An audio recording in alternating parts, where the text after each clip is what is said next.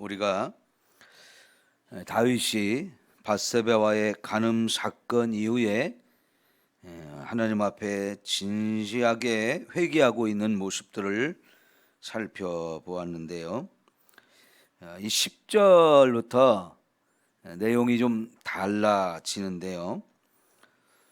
우선 내 속에 정한 마음을 창조하시고 내 안에 정직한 영을 새롭게 하소서 그랬습니다. 복음송가에도 이 가사를 가지고 지은 찬송가가 있죠.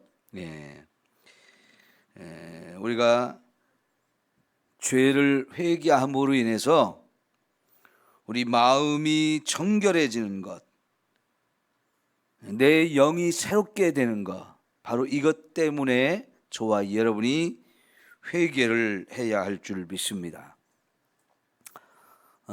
왜냐하면 우리가 죄를 짓게 되면 그 죄가 하나님의 보좌 앞에, 그리고 저와 여러분의 이 마음에 이 죄가 새겨지고 쌓인다 그랬습니다. 이 죄를 지을 때마다 회개하지 않아 가지고 우리 마음에 죄가 쌓이고 쌓이면 마음이 완악해집니다. 그러면 마음이 완악한 상태로는 신앙생활을 제대로 할 수가 없습니다. 양심이 점점 더 마비가 되어지면서 회개할 줄을 모르게 되고요. 죄를 지어도 죄가 죄인지를 모르게 됩니다. 그러면 더 심각한 죄의 길로 빠지게 되죠. 이런 사람들은 몸은 하나님 앞에 와서 예배를 드린다 해도 말씀을 전혀 깨달을 수가 없어요. 눈과 귀도 다 고장이 나서 말씀이 하나도 마음 안으로 들어오지 않습니다. 여러분, 마음에 악한 것이 쌓여 있으면 그것이 그냥 있는 게 아니고 밖으로 자꾸 입을 통해서 나온다 그랬죠. 그러면 점점 우리가 죄의 길로 빠져 들어가기 때문에 이 죄를 지을 때마다 이것을 자꾸 깨닫고 회개해서 마음을 청결하게 하는 게 너무나 중요합니다. 여러분, 천국은 어떤 사람이 본다고 그랬어요? 마음이 청결한 사람이 하나님을 보고 마음이 청결한 사람이 또 하나님 나라에 들어갈 수가 있게 되어집니다. 그래서 이 마음을 청결하는 게 너무너무 중요한데, 바로 그 마음의 청결은 죄가 마음에 쌓이기 때문에 이걸 회개함으로 예수님의 보혈로 우리의 이 죄를 씻을 수 있다 하는 거지요. 여러분, 우리가 마음뿐만 아니라 우리의 영도 마찬가지예요. 회개하지 않으면 영이 자꾸 죽어가요. 힘을 잃어버려요. 그래서 우리가 이렇게 마음을 청결하게 씻고 내 영혼을 새롭게 하는 것, 철저한 회개를 통해서 이렇게 되어지는 줄 믿습니다. 우리 예수 믿는 사람들은 그래서 마음을 항상 청결하게 잘 지키고 관리할 수 있어야 됩니다. 청결한 마음을 가지면 눈이 열리고 귀가 열려서 말씀이 들리고 보이고 또 깨달아지고, 그래서 지혜를 얻게 되고 이 말씀의 은혜가 더 충만하게 되어지는 줄 믿습니다. 그 다음에 또 우리가 중요한 것이 뭐냐면, 나를 주 앞에서 쫓아내지 마시고 그랬어요. 쫓아내지 말라 달라. 여러분, 죄는 하나님과 우리 사이를 갈라놓는 거라고 그랬죠. 마치 담을 쌓는 것처럼 만들어 버린단 말이에요. 여러분, 부부 싸움을 해도 싸우고 나면 꼴 보기 싫어지거든요. 그런데 한 이불을 덮고 자야 된단 말이죠. 한 이불을 덮고 부부 싸움을 하고 한 이불을 덮으려면 어떻게 됩니까? 등을 확 돌려버리죠. 부부라는 게 마주보고 자야 되는 사람들인데 등을 확 돌려버리니까요. 서로 등을 대고 자게 되어진단 말이죠. 그러면 이게 얼마나 냉랭하고 쌀쌀한 거예요. 그러면 지구를 한 바퀴 돌아야 만날 수 있어요. 등을 대고 자는 사람은 지구를 한 바퀴 돌아야 그 사람의 얼굴을 볼 수 있다고요. 그럼 이게 얼마나 먼 겁니까? 그것도 꼴 보기 싫으면 이제 어떻게 됩니까? 각방 쓰죠? 그러면 점점 더 심각해지는 거예요. 하나님과 우리 사이도 죄가 자꾸 담을 쌓고 하나님과 우리 사이를 갈라놓게 돼서 결국은 여러분 죄를 지으면 하나님 보는 게 무서워지고 부끄러워지고 볼 낯짝이 없는 마음이 생겨가지고요. 하나님을 점점 피하게 돼 있어요. 스스로가 피하게 돼 있어요. 교회를 나와도 와서 예배 자리에 앉아 있어도 하나님 앞에 죄송하니까 예배 시간 내내 얼굴을 아래만 쳐다보고 있단 말이죠. 하나님과 교통이 이루어질 수가 없어요. 마음에 정말로 이게 냉랭해지고 은혜가 자꾸 메말라지고 해서요. 하나님과 우리 사이가 너무 차가워지고 너무 멀어지게 되어진단 말이죠. 여러분 가인이 죄를 짓고 나서 하나님을 떠나지요. 회개할 기회도 주고 하나님의 책망도 받고 그렇지만 회개하지 않으니까 점점 하나님을 떠나게 되잖아요. 결국은 자기만 그렇게 되는 게 아니라 자기 가족들, 자기 후손들까지 다 하나님을 떠나게 해서 여러분 창세기 5장을 보면 이 가인의 후손들이 점점 악한 짓을 하기 시작하고 그리고는 그들이 세상을 주도하게 되어지고 세상을 완전히 죄로 물들어서 온 세상이 하나님의 심판을 받아 멸망하게 만들잖아요. 근데 우리가 살 길이 뭐냐면 회개하는 거예요. 하나님과 나의 사이에 담이 생기고 거리가 멀어지고 할 때 살 수 있는 길은 가던 길을 돌이켜서 하나님께 다시 가는 것만이 저와 여러분이 살 길입니다. 부끄러워도 죄송해도 볼 낯이 없어도 그래도 하나님 앞에 가서 엎드리면서 하나님 나를 불쌍히 여겨달라고 해야 하나님과 우리의 관계가 다시 회복이 되어지는 거거든요. 때로는 부모와 자식 그리고 부부 사이에 아주 심각해져서 서로 안 보겠다고 그럴 수 있거든요. 근데 부부는 그렇게 해서 갈라지면 다시 보기가 쉽지 않지만 부모와 자녀 사이는 그렇게 해서 끊을 수 있는 관계가 아니잖아요. 결국은 다시 돌아와서 만나고 화해하고 용서하고 끌어안고 같이 살아야 되는 이 관계, 회복되어져야 되는 관계인 것처럼 하나님과 우리 사이도 마찬가지예요. 나 정말 하나님 죄송하고 볼 낯이 없다고 멀어지기 시작하면 정말 심각해지는데 하나님은요 그런 죄인을 향해서 하나님도 끊임없이 찾아오고 손을 우리에게 벌리신다는 거예요. 내 손 잡아라. 내 손 잡아라. 그럴 때 우리가 하나님께 다시 돌아가서 회개할 때 하나님과 우리 사이가 다시 회복이 되어집니다. 이 너무너무 중요한 거지요. 회개는 그래서 해야 되는 거예요. 그 다음에 또 뭡니까?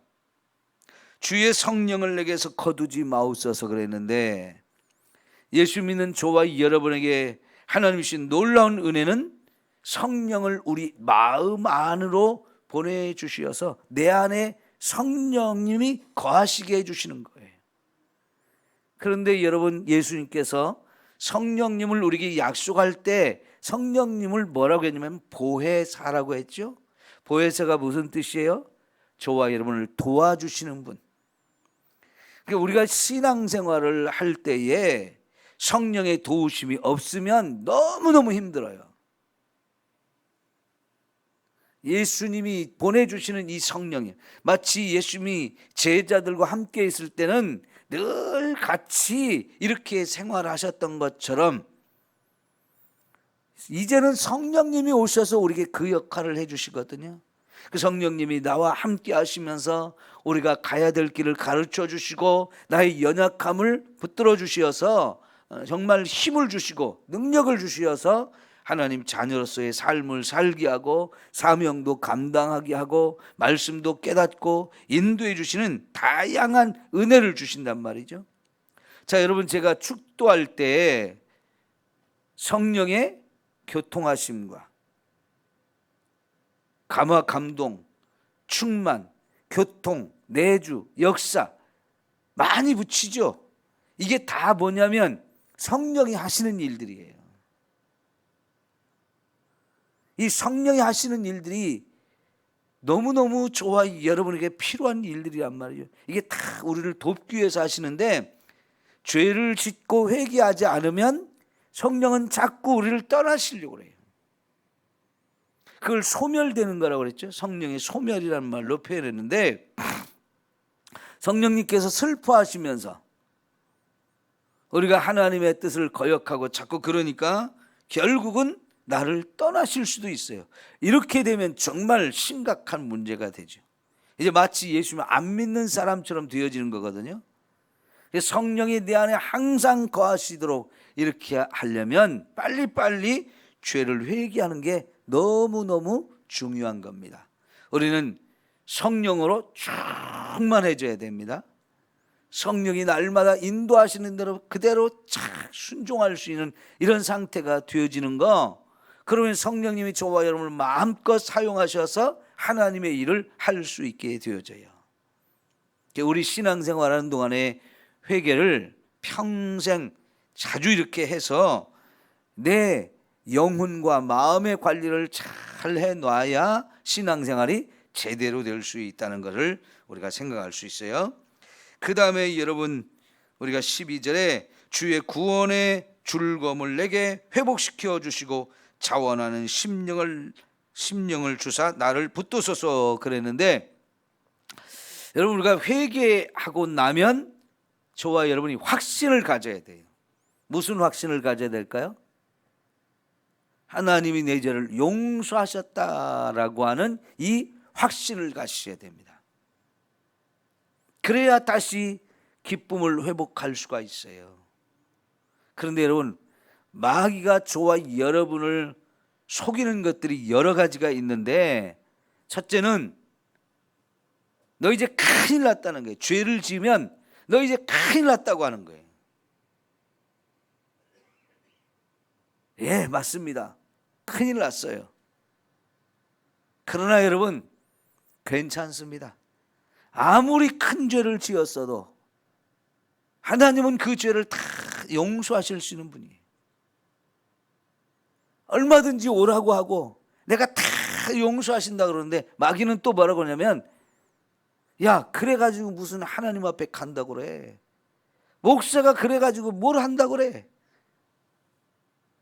교회를 그만큼 오래 다녀놓고도 여전히 또 죄를 짓냐? 자꾸 저와 여러분을 온갖 거짓말로 하나님과 우리 사이를 가로막고 우리 떠나가게 만들고 하나님께 회개하지 못하게 하려고요, 온갖 거짓말로 저와 여러분을 속입니다. 그 중에 하나가 우리 죄를 용서 못 받는다라고 하는 생각, 아니면 하나님이 용서해 주셨는데도 불구하고 죄송합니다, 부끄럽습니다 하는 이 마음이 계속 머물러 있어서요, 회개하고 나서도 몸둘 바를 모르고 회개하고 나서도 하나님이 마치 내 죄를 용서하지 않으신 것처럼 내 안에 자꾸 불안하고 두려워하고 막 부끄러워하는 이 마음으로 하나님 앞에 기쁨을 잃어버리는 거예요. 그런데 여러분, 회개하고 나면 우리 반드시 가져야 되는 게 뭐냐면 하나님이 내 죄를 용서하셨다예요. 이 확신을 반드시 가져야 됩니다. 아무리 큰 죄를 지었어도, 아무리 또 반복해서 또 부끄러운 죄를 지어도 예수 그리스도가 십자가에 죽으신 이유가 그런 모든 죄를 다 용서하시기 위해서 돌아가신 거거든요. 근데 마귀는 예수님의 이 십자가 사건이 저와 여러분과 자꾸 관계가 없는 것처럼 생각하게 만들어서 어쨌든 믿음 생활을 제대로 못하게 만들려고 하고 하나님의 이런 엄청난 은혜와 사랑을 못 누리게 만들려고 해요. 그때 여러분, 우리가 할 수 있는 것은 하나님은 정말 은혜가 풍성하신 분, 사랑이 많으신 분이라는 걸 늘 선포하면서 이런 나도 하나님이 용서하신다, 이런 나도 하나님 여전히 회복시켜 주시고 하나님 자녀로서 당당하게 살게 하신다는 것을 우리가 확신을 갖는 거예요. 그래야 즐거움을 다시 회복할 수 있어요. 여러분, 신앙생활을 하면서 이 기쁨이 넘쳐야 제대로 할 수 있거든요. 기쁨을 잃어버리고 나면 열정이 사라져요. 하고 싶은 마음이 없어져요. 나 같은 놈이 뭐 하면서 자꾸만 뒤로 물러가게 하고요, 뒤로 빠지게 하고 하나님의 자녀로서의 이 아름다운 삶을 살지 못하고 하나님을 위해서 뭔가 일하는 걸 못하게 만든단 말이죠.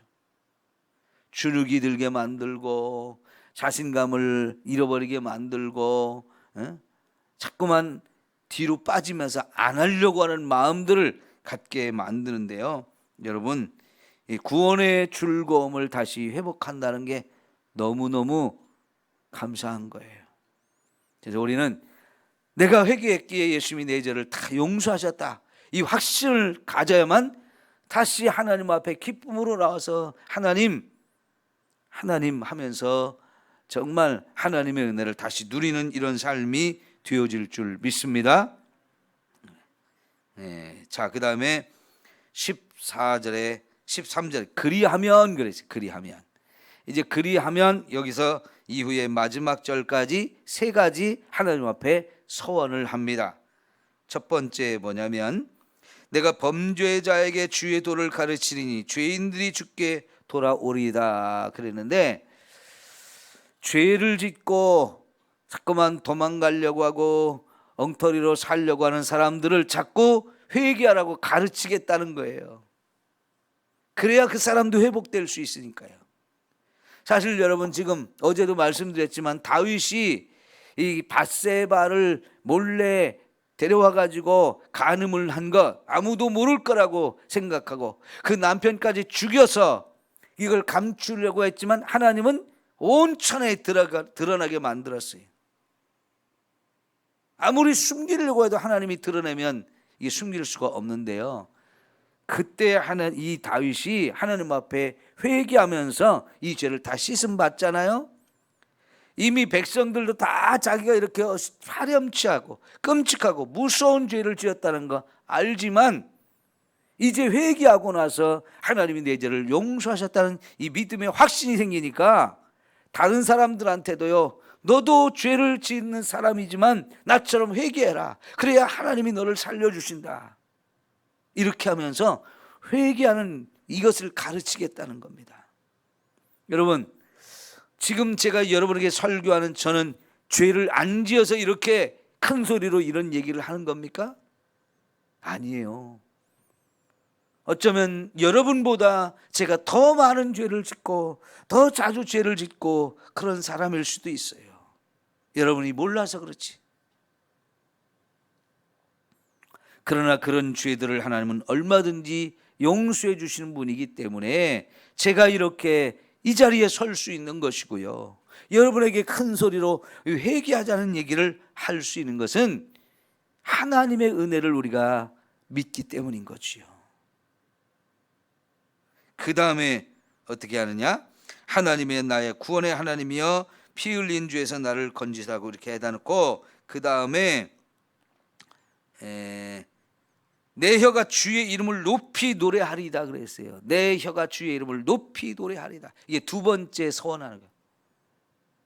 하나님을 늘 찬송하면서 살겠다는 거죠. 우리가 여전히 하나님을 찬송하는 것은 하나님의 사랑과 은혜가 너무너무 크기 때문에, 그걸 이미 체험하고 경험하고 날마다 또 새롭게 은혜를 누리기 때문에 하나님을 마음껏 찬양해야 하는 거지요. 여러분 아까 몇 장이었죠? 471장이었나요? 거기 내가 예수 믿고 죄 사함 받은 다음에 어떻게 했다고요? 나의 모든 것이 변했다. 예, 여러분 죄 사함을 받고 나면 우리는 변해요. 놀라운 변화가 너무너무 많이 있어요. 그래서 우리는 회개하고 이런 변화된 저와 여러분의 삶을 살아야 할 줄 믿습니다. 세 번째 서원은 뭐냐면 16절이에요. 주께서는 제사를 기뻐하지 아니하시리니, 쭉 나오는 19절까지 내용은 뭐냐면, 이제 진짜 하나님이 원하는 제사는 제물을 가지고 와서 하나님 앞에 제물을 드린 것으로 끝나는 게 아니고 상한 심령을 하나님은 원하신다는 거죠. 그게 진짜 제물이라는 거죠. 여러분 제물을 드려야 되는 이유가 뭐예요? 내 죄 때문이었거든요. 이 죄를 용서받기 위해서 하나님 앞에 나를 대신해서 제물을 죽여가지고 제사를 드리는 거였는데, 나 이제 하나님 제물 가져왔습니다. 아무리 소를 잡고 그래봐야 그건 의미가 없는 거고요. 하나님, 내가 죄인입니다. 나는 너무너무 부끄럽고 더럽고 추악한 죄인이고 죽을 수밖에 없는 인생인데 나 좀 용서해 주세요 하면서 정말 이 상한 심령을 가지고 제대로 진실되게 제사하는 거, 그게 진짜 참된 하나님 받기를 원하시는 마음이라고 그랬죠. 여러분, 그리고 나서 우리가 하나님 앞에 다시 모든 제사가 회복이 되어져서 하나님께 마음껏 예배할 수 있는 자가 되어진다는 거죠. 예, 여러분, 이것이 내가 평생 주의 백성들과 함께 예배하는 삶을 살겠습니다. 세 번째 서원이거든요. 우리 회개하고 이렇게 변화되어서 하나님이 기뻐하시는 삶을 살고 하나님의 영광을 돌리는 삶을 사는 저와 여러분 모두가 될 수 있기를 축원합니다. 예, 광고 말씀